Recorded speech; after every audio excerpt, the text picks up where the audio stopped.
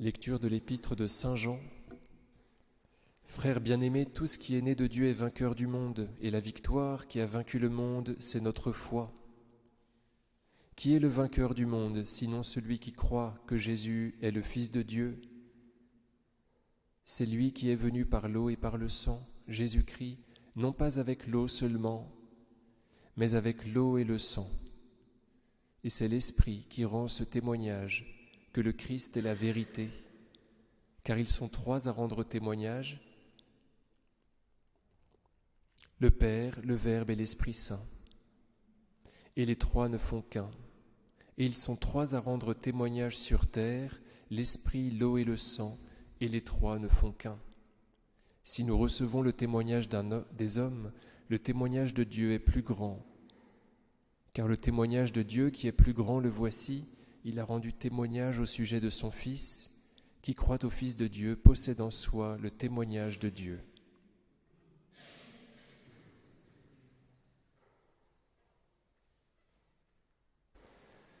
Au nom du Père et du Fils et du Saint-Esprit, ainsi soit-il. Je vous parle de l'épître de Saint Jean.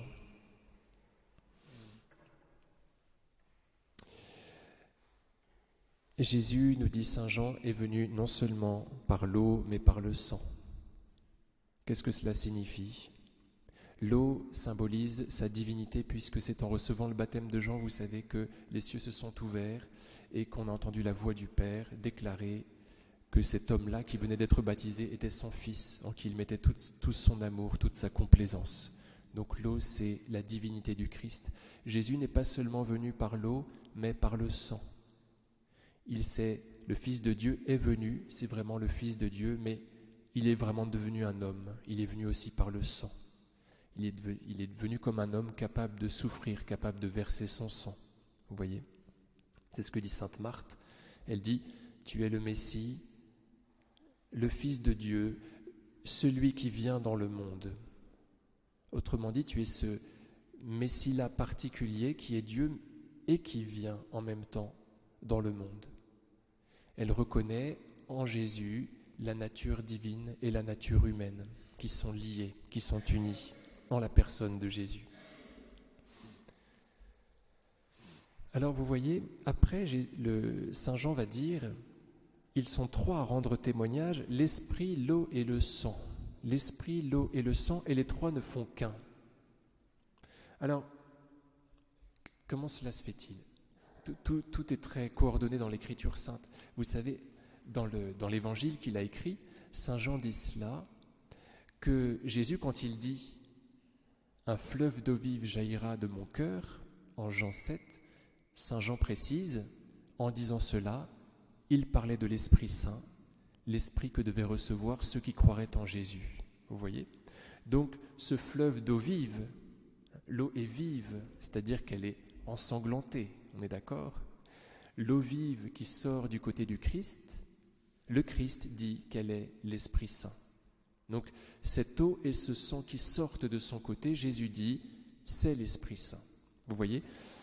Donc, il est normal d'entendre dire Saint Jean, l'Esprit, l'eau et le sang, les trois ne font qu'un. Vous êtes d'accord avec cela? Donc, il y a cette première explication. Il y a ensuite l'autre explication que l'eau et le sang, la divinité et l'humanité ne font qu'un en la personne de Jésus. En une seule personne, on trouve les deux natures intimement unies en la personne en la deuxième personne de la Sainte Trinité. Et c'est l'Esprit qui les fait être unis, parce que n'oublions pas que le Fils de Dieu prend chair de la Vierge Marie par l'Esprit Saint. Donc c'est l'Esprit Saint qui réalise l'union de la divinité et de l'humanité. Alors je relis la phrase, l'Esprit, l'eau et le sang, les trois ne font qu'un. Comprenez?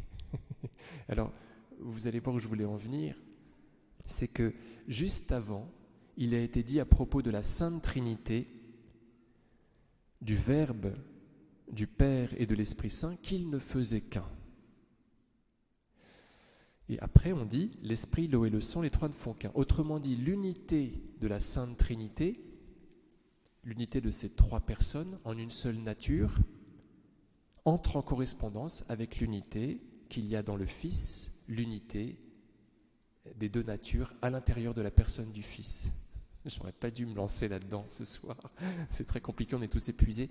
Mais ce que je voulais vous dire, c'est que il y a une correspondance entre l'unité de la Sainte Trinité, les trois personnes en une seule nature, et ensuite il y a une correspondance avec cette unité-là, et l'unité qu'il y a en la personne, en la deuxième personne, l'unité des deux natures. Vous voyez, donc on a une unité des trois personnes, et puis une unité des deux natures en le Seigneur Jésus. Et cette unité, elle est aussi forte que l'unité qu'il y a dans la Sainte Trinité.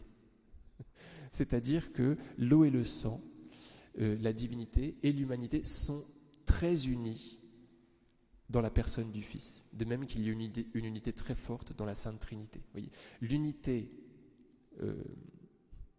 de la divinité et de l'humanité en Jésus, c'est aussi serré en Jésus que dans la Sainte Trinité. Donc Jésus réalise vraiment l'union du ciel et de la terre. Il est le prêtre parfait qui réalise cette union. En Jésus, on est vraiment réconcilié avec le ciel. C'est facile avec Jésus, parce qu'il est là, il est présent, on peut le manger, on peut lui parler, et à ce moment-là, on est unis au ciel, tout simplement par le biais du Christ. Au nom du Père et du Fils et du Saint-Esprit, ainsi soit-il.